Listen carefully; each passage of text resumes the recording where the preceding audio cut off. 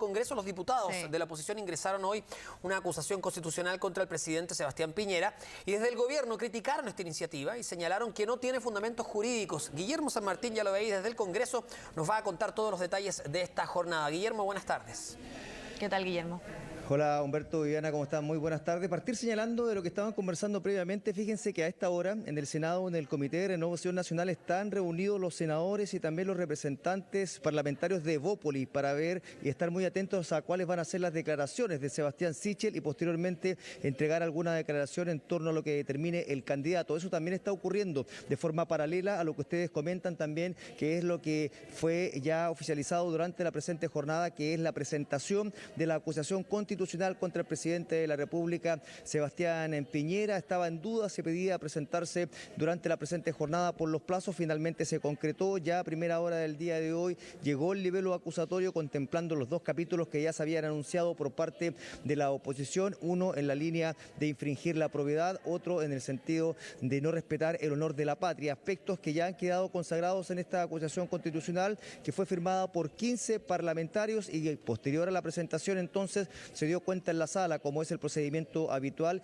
y ahí se procedió al sorteo de los integrantes de la comisión que revisará cada uno de los antecedentes en torno a este libelo acusatorio, y esta quedó conformada por 3 parlamentarios de oposición, la diputada Maya Fernández, el diputado Pepe Out y el diputado Florcita Alarcón, mientras que por parte del oficialismo Paulina Núñez y Virginia Troncoso también serán parte de esta instancia. Esto hace suponer que podría haber un voto favorable en torno a esta acusación constitucional, al menos en la comisión, que salga con un informe favorable. Sin embargo, hay dudas respecto a cuál podría ser el voto, por ejemplo, de Pepe Out, considerando de que ya en las anteriores acusaciones constitucionales ha votado en contra, y lo mismo ocurrió con la anterior contra el presidente de la República. Pero más allá de cuáles sean en este caso las especulaciones, desde la misma oposición ya se está señalando que se va a actuar en bloque. Se ha asegurado que van a estar los 78 votos que se requieren para que prospere esta acusación constitucional, considerando de que lo que se señala es que debe tener al menos la mitad más uno de los parlamentarios en ejercicio. Son 155, se requieren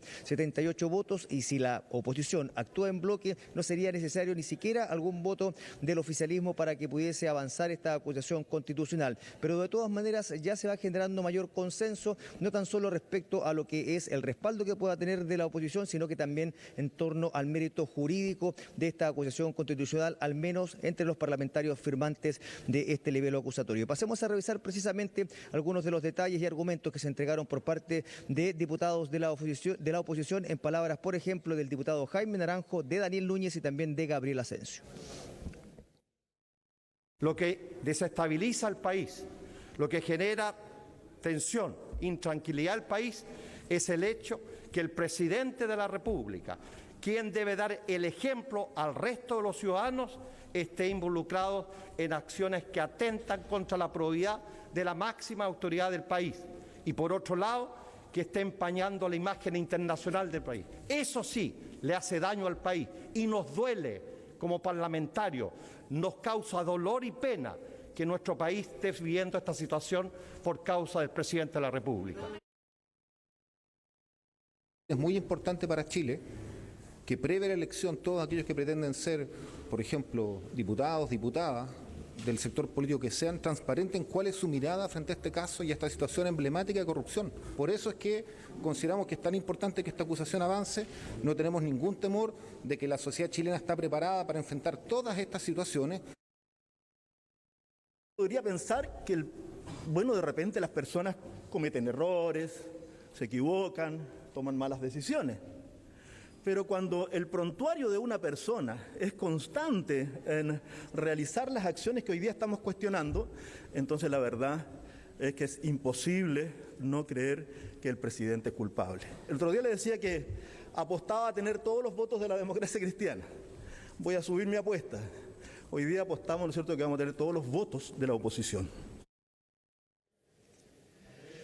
Bueno, y obtener todos los votos de la oposición va a resultar clave para que se pueda alcanzar la mayoría. Como les decíamos, se requieren 78 votos. La Cámara de Diputadas y Diputados está conformada precisamente por 78 parlamentarios de la oposición, eso sí, sumando a independientes y también a quienes se han retirado de algunos partidos de la oposición, pero de todas formas, si se actúa en bloque, estaría la mayoría necesaria para que prospere esta acusación constitucional, pero se estima de que más de alguno podría bajarse, y ahí está la apuesta que hablaba Gabriel Asensio, en el sentido de que él no solo se la jugaba porque estarían todos los votos de la democracia cristiana, sino que incluso de la oposición. Pero en la vereda del frente, en lo que ocurre con el oficialismo, también han surgido una mirada crítica en torno a lo que ha sido el rol del presidente de la República, lo que fue la transferencia de la minera Dominga, puesto que incluso parlamentarios de este sector han señalado que ahora van a analizar el mérito de la acusación constitucional, están viendo el detalle de cada uno de los capítulos, y a eso se suma también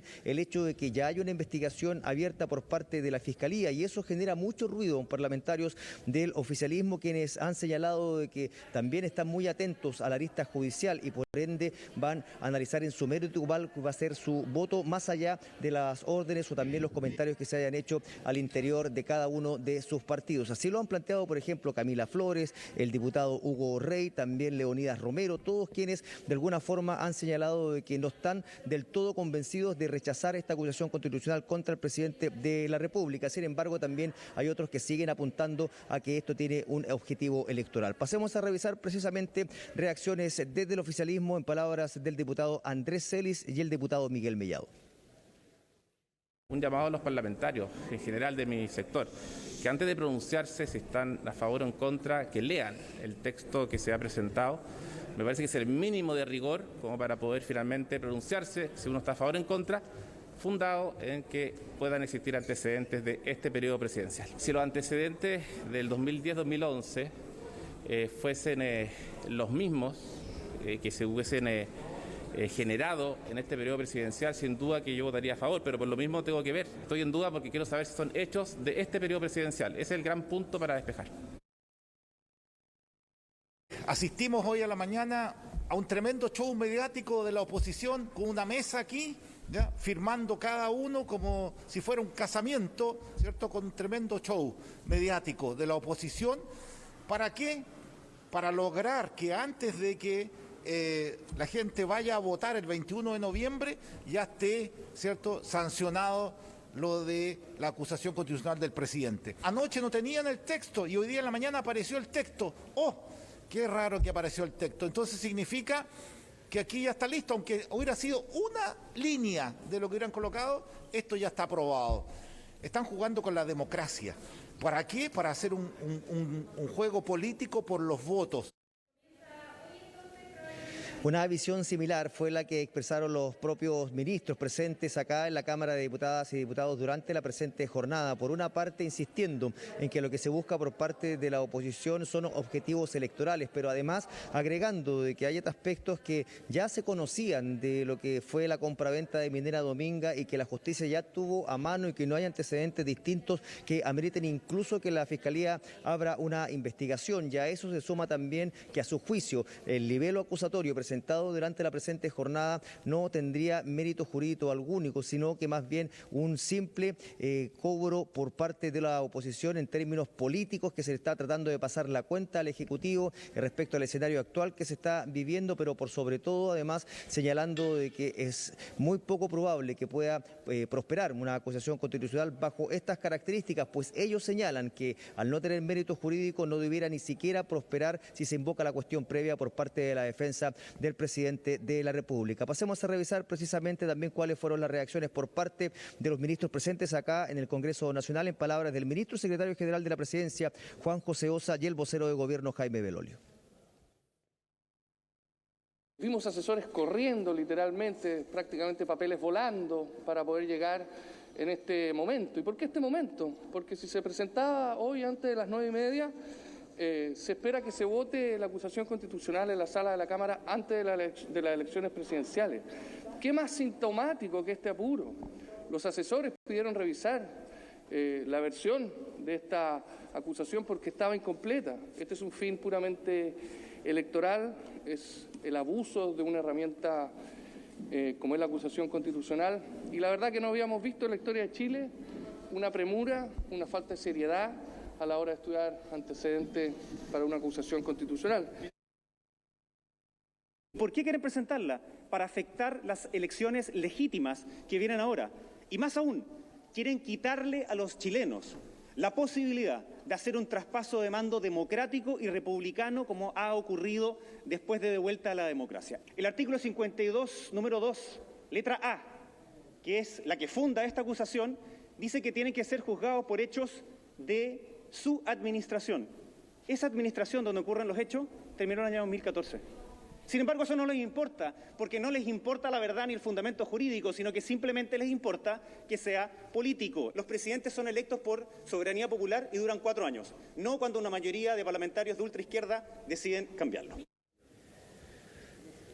Bueno, de hecho, los propios ministros insistieron en que aquí también existe una inestabilidad que se genera de forma directa a la institución de la Presidencia de la República, y a eso se suman también otros aspectos que apuntan a lo que es la inestabilidad económica, también lo que significa las dudas sobre la inversión extranjera en nuestro país, y esos análisis se han hecho directamente, por ejemplo, por parte del ministro de Economía, Lucas Palacios, cuyas palabras también revisamos a continuación. Esto no se trata de una acusación contra un presidente, contra el presidente Sebastián Piñera. Tenemos que preguntarnos cómo en Chile estamos dando curso a una acusación constitucional y una eventual destitución de un presidente sin ningún estudio previo. Quieren manchar su presidencia con esta acusación que no tiene ningún sentido, porque quien tiene que investigar son los organismos competentes, no son ni los periodistas ni los parlamentarios. Cuando uno ve la política con tan corto plazo como se está viendo hoy en día, efectivamente estamos frente a puros gustitos o puros motivos políticos. Cualquier decisión apresurada, atarantada, como la que estamos viendo, una acusación constitucional sin una investigación pertinente por los organismos que corresponden, me parece no solamente apresurada, sino que contraproducente e inmoral. Bueno, más allá de las desacreditaciones de esta acusación constitucional contra el presidente de la República por parte de los ministros de Estado, sin lugar a dudas, esto ya está en curso. ¿Qué es lo que va a ocurrir? A las 16 horas está contemplado que se constituya la comisión revisora, y de ahí ya comienza a correr el plazo para la notificación del presidente de la República. Hay un plazo de 3 días y posterior a ello el presidente incluso debe tener un plazo máximo de 10 días para hacer su defensa, ya sea de forma presencial o a través de un tercero. Y desde ya el momento de presentarse la acusación constitucional, el presidente tiene prohibición de salir del país, es decir, solo lo podría hacer en caso de que tenga el respaldo del Congreso Nacional. Por ende, cualquier salida del país, él tendría que solicitar un permiso y este ser aprobado por la sala de ambas cámaras, y de ahí recién continuar con su viaje. Por eso ya se ha adelantado por parte, por ejemplo, del vocero de gobierno, que esto va a alterar la agenda del presidente de la República de los próximos días. Humberto, Viviana. Sí, Guillermo, recordemos que esta instancia tiene 10 días para esperar que el mandatario envíe su defensa, puede llegar escrita o